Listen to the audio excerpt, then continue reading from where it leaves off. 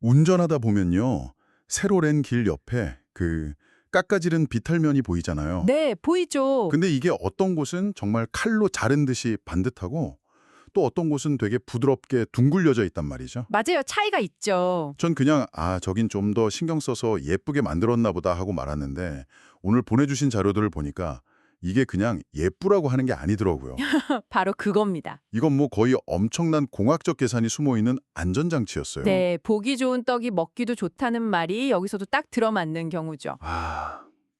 오늘 함께 분석해 볼 자료가 바로 대한민국의 조경 설계 기준 KDS 442010입니다. 아, 법적 기준이군요. 네, 이 기준을 보면 왜 도로 옆 비탈면 모서리를 둥글게 하는 이른바 라운딩이 선택이 아니라 법적 의무 사항인지 알 수 있죠. 의무사항이었군요. 그럼요. 그리고 그 곡선 하나에 어떤 과학이 숨어 있는지 오늘 단계별로 충실하게 한번 파헤쳐 보겠습니다. 마침 2024년 12월 개정 고시 내용까지 포함되어 있어서 가장 따끈따끈한 최신 정보를 다루게 되겠네요. 좋습니다. 단순한 미학을 넘어서 토질역학, 수문학, 그리고 최첨단 시공 기술의 세계라니 흥미진진한데요. 이 부드러운 곡선 하나가 어떻게 집중호우로부터 우리를 지키고 또 국토의 품격까지 높이는지 지금부터 깊이 들어가 보죠. 자, 그럼 가장 기본적인 것부터 짚고 가야 할 것 같아요. 자료에 나온 이 라운딩이라는 게 정확히 뭔가요? 방금 법적 의무사항이라고 하셨는데 그냥 모서리를 둥글게 깎는다. 뭐 이 이상의 의미라 있겠죠. 맞습니다. 단순히 모서리를 깎는 행위를 넘어서요. 이제 인공지형과 자연지형의 경계를 조화롭게 연결하는 모든 기술적 처리를 의미합니다. 크게 세 군데에 적용되는데요. 세 군데요? 네, 첫 번째는 비탈면의 맨 위쪽, 그러니까 원지반과 만나는 비탈면 어깨 부분입니다. 평평한 땅이 갑자기 낭떠러지로 바뀌는 바로 그 지점이군요. 그렇죠. 거기가 각져 있으면 힘이 집중돼서 땅이 쉽게 갈라지는 인장균열이 생기고요. 빗물이 한 번에 쏟아져 내리면서 파이기 시작하거든요. 아하. 그래서 그 어깨 부분을 둥글려서 이런 문제들을 원천적으로 막는 거죠. 그리고 두 번째는 반대로 흙을 쌓아 올린 비탈면의 맨 아래쪽, 비탈면 끝부분입니다. 그럼 맨 위, 맨 아래, 그리고 또 어디가 있죠? 마지막은 측면 변환부라는 곳인데요. 땅을 깎아낸 부분하고 쌓아 올린 부분이 만나거나 뭐 산자락이 평지랑 만나는 옆면 같은 곳들이죠. 옆면이요. 네, 여기는 주로 시각적인 이질감을 줄여서 자연스럽게 풍경이 이어지도록 만드는 게 주된 목적입니다. 정리하면 위, 아래, 그리고 옆면의 경계를 부드럽게 만드는 작업이라고 보시면 됩니다. 알겠습니다. 위는 붕괴 방지, 아래는 침식 방지랑 장비 진입, 옆은 경관. 와, 목적이 다 다르군요. 네, 다릅니다. 그런데 그 곡선의 크기는 어떻게 정하는 건가요? 뭐 적당히 둥글게라고 할 수는 없을 텐데요. 아주 예리한 질문이십니다. 당연히 정해진 기준이 있습니다. 핵심은 비탈면의 높이, H값인데요. 자료를 보면 높이 3m 미만의 작은 비탈면은 최소 반경을 2에서 3m 정도로 하라고 되어 있어요. 2에서 3m. 생각보다 되게 구체적인데요. 왜 하필 그 숫자죠? 이게 미학보다는 아주 실용적인 이유 때문입니다. 실용적인 이유요. 네. 제초기 같은 유지관리 장비가 그 모서리에서 멈추거나 걸리지 않고 부드럽게 회전하면서 한 번에 싹 지나갈 수 있는 최소한의 기하학적 조건. 그게 바로 그 정도 반경이거든요. 그러니까 트랙터 같은 장비가 작업하다가 모서리에서 딱 막히지 않게 하려는 거군요. 와, 정말 현실적인 기준이네요. 그럼 아주 높은 비탈면은요? 네. 높이가 5m를 넘어가는 중대규모 비탈면부터는 이제 시각적인 조화가 굉장히 중요해집니다. 멀리서도 눈에 확 띄니까요. 그렇죠. 그래서 보통 비탈면 높이의 3분의 1에서 한 2분의 1 정도 되는 꽤 넓은 수평 거리를 확보해서 아주 완만하고 크게 라운딩을 처리합니다. 거의 절반 가까이요? 네. 이건 감으로 하는 게 아니라 그 t는 r 곱하기 탄젠트 하는 도로 설계 공식을 이용해서 정확하게 계산하고요. 설계 첫 단계부터 필요한 흙의 양, 즉 토공량에 전무 반영되는 겁니다. 듣고 보니 그냥 둥글게 깎은 곳에서 그치지 않을 것 같은 생각이 드네요. 자료를 보니까 이걸 거의 예술의 경지로 끌어올린 사례 같은 것도 있었던 것 같은데요.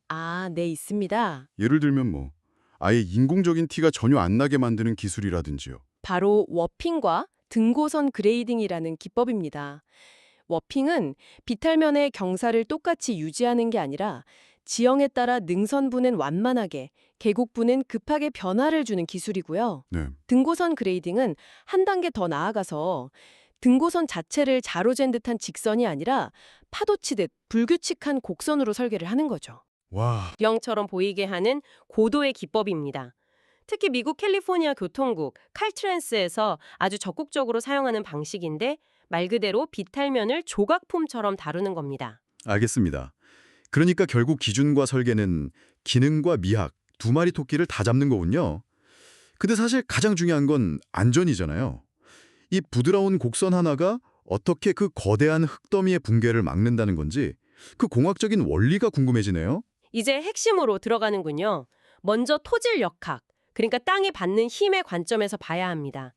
날카롭게 각진 모서리는 모든 힘이 집중되는 응력 집중 지점이거든요. 응력 집중이요? 네, 땅을 깎아내면 그동안 흙더미가 누르던 내부 압력이 풀리면서 비탈면 꼭대기에 마치 고무줄을 당기는 듯한 장력이 집중됩니다. 아, 그 응력 집중이라는 거 그거랑 비슷하겠네요.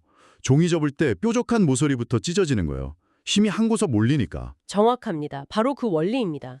그 지점이 각져 있으면 그 힘을 버티지 못하고 쉽게 인장균열, 즉 땅이 쩍 갈라지는 현상이 발생하는 거죠. 네. 라운딩은 바로 이 집중된 응력을 넓은 공면으로 이렇게 싹 분산시켜주는 역할을 합니다. 특정 지점이 아니라 전체가 힘을 나눠받게 하니까 균열 자체가 생기기 어려운 환경을 만드는 겁니다. 일종의 구조 보강인 셈이죠. 힘을 분산시켜준다. 그런데 우리나라는 겨울에 땅이 얼었다 녹았다 하잖아요. 이것도 비탈면에는 아주 치명적일 것 같은데요? 맞습니다. 아주 중요한 부분입니다. 뾰족한 모서리는 위쪽 면과 옆쪽 면 두 방향에서 동시에 찬 공기에 노출되잖아요. 그렇죠. 양쪽에서. 이걸 양면 냉각 현상이라고 하는데 그래서 다른 부분보다 훨씬 더 깊고 빠르게 얼어붙습니다. 그렇죠. 저 잊어버리고 냉동실에 넣어둔 캔 음료가 모서리부터 터지는 거랑 비슷하겠네요. 하하, 비슷한 원리입니다. 흙 속에 수분이 얼면서 부피가 팽창하는 서리빨 작용 때문에 흙 입자들의 결합력이 약해졌다가 봄에 녹으면서 푸석푸석해져서 그대로 흘러내리는 거죠. 아, 반면에 둥글게 처리된 부분은 흙의 두께가 완만하게 변하기 때문에 바깥의 냉기가 안쪽으로 전달되는 속도를 늦추는 일종의 단열 효과를 냅니다. 동결 심도를 얕게 만들어서 피해를 최소화하는 겁니다. 와, 단열 효과까지 있다니 정말 놀라운데요? 그럼 이번엔 물의 흐름을 보죠. 자료에 따르면 비탈면 붕괴의 90%가 물 때문이라고 하던데 이 곡선이 물을 어떻게 다루는 거죠? 평지에서 비탈면으로 물이 흘러내려가는 그 각진 모서리요? 이걸 전문 용어로 닉포인트, 크닉포인트라고 부릅니다. 닉포인트. 네, 일종의 작은 폭포 같은 곳이죠. 여기서 물의 위치 에너지가 운동 에너지로 바뀌면서 유속이 갑자기 빨라지고 바로 이 지점부터 땅을 파내는 강력한 침식이 시작됩니다. 이야, 이름부터가 뭔가 약점 같은 느낌이 드네요. 그렇죠. 라운딩은 이 닉 포인트를 완만한 경사의 곡선 구간으로 바꿔주는 겁니다. 아, 완충지대를 만들어주는군요. 네, 물이 갑자기 쏟아지는 게 아니라 미끄럼틀을 타듯이 점진적으로 가속되도록 만드는 거죠. 자동차의 쇼크 업소버처럼 충격을 흡수하는 일종의 유압 댐퍼 역할을 하는 셈입니다. 물의 속도를 제어한다. 근데 그것만으로는 좀 부족할 것 같은데요? 물론입니다. 더 중요한 효과가 있습니다. 볼록한 곡면은 물을 좌우로 넓게 퍼뜨리는 효과를 내거든요. 아, 커트리는 효과요? 네, 물이 한 줄기로 모여서 땅을 파고드는 게 아니라 얇은 막처럼 넓게 퍼져 흐리는 표면 흐름을 유도하죠.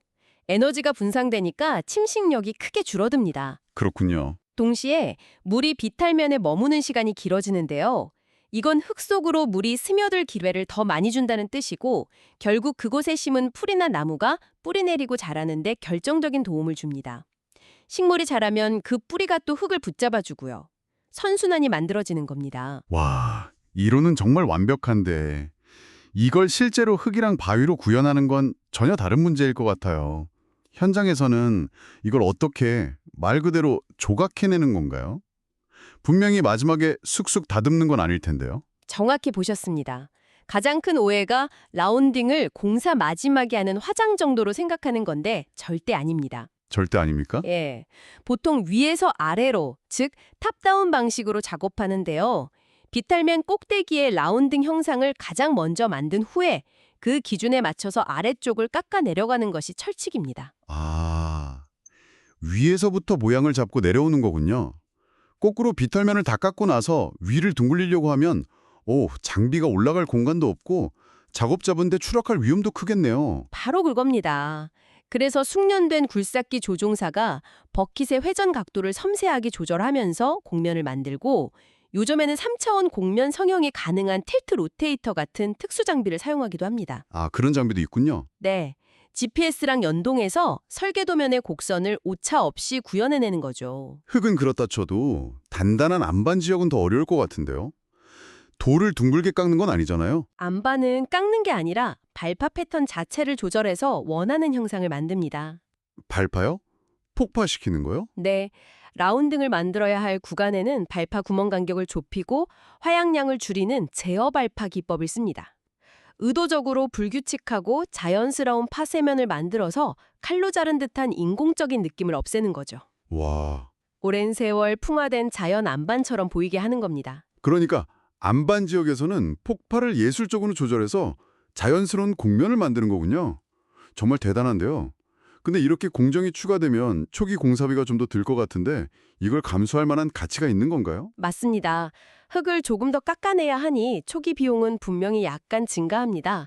하지만 전 생애주기 비용, 즉 LCC 관점에서 보면 비교할 수 없을 정도로 경제적입니다. 전 생애주기 비용이요. 네, 가장 큰 이유는 유지 관리의 기계화가 가능해지기 때문입니다. 아까 그 제초 장비 말씀이시죠? 맞습니다.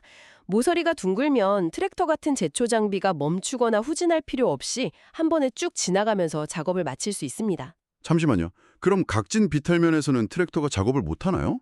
왜 그런 거죠? 네, 90도 각진 모서리에서 트랙터가 급하게 방향을 틀어야 하니까 전복 위험도 있고 굉장히 비효율적이죠. 그렇겠네요. 결국 사람의 직접 등에 예초기를 메고 그 위험한 비탈면에 들어가서 풀을 깎아야 합니다. 인건비도 훨씬 비싸고 안전사고의 위험도 항상 존재하죠. 라운딩은 이 모든 문제를 한 번에 해결합니다. 그렇군요. 그뿐만 아니라 매년 장마 끝나면 조금씩 무너진 비탈면 보수하는 공사도 하잖아요. 그럼 비용도 줄겠네요. 바로 그겁니다.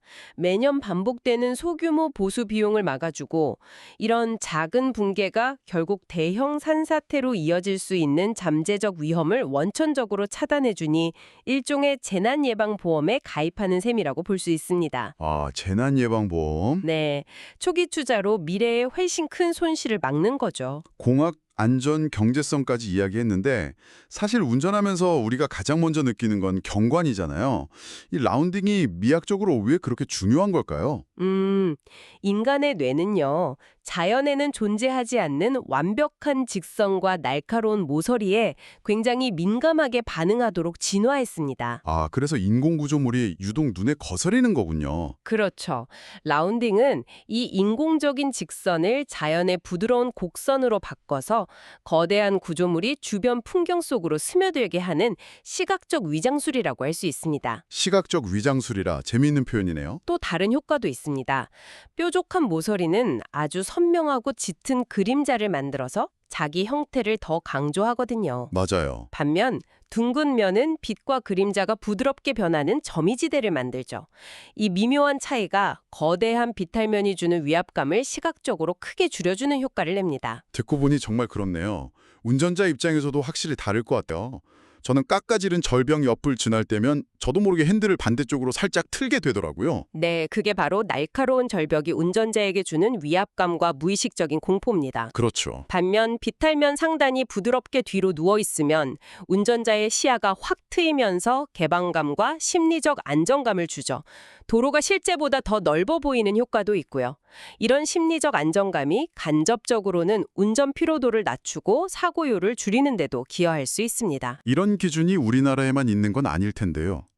국제적인 기준과 비교하면 우리나라는 어느 수준인가요? 자료에 따르면 흥미로운 철학적 차이가 보입니다. 한국의 KDS는 훼손된 자연지형을 최대한 원래 모습에 가깝게 복원하고 보존하는 데에 가장 큰 가치를 두는 반면에요. 네? 미국의 연방도로국 FWHA 같은 경우는 운전자의 안전, 특히 사고 차량이 도로 밖으로 튕겨나갔을 때 안전하게 멈추거나 다시 도로로 복귀할 수 있는 공간을 확보하는 데 더 중점을 둡니다. 관점이 좀 다르군요. 주변 문맥을 고려한 설계라는 말도 나오던데 이건 어떤 의미인가요? 예를 들어 도심을 지나는 도로랑 국립공원을 지나는 도로의 설계가 달라야 한다는 뜻인가요? 정확합니다. 바로 앞서 언급했던 캘리포니아의 랜드폼 그레이딩이 그 대표적인 사례입니다. 그곳에서는 비탈면을 단순히 안정적으로 깎는 수준을 넘어서요. 네. 주변의 자연지형과 역사, 문화적 맥락까지 고려해서 아예 구분이 불가능할 정도로 조각할 것을 법적으로 요구합니다.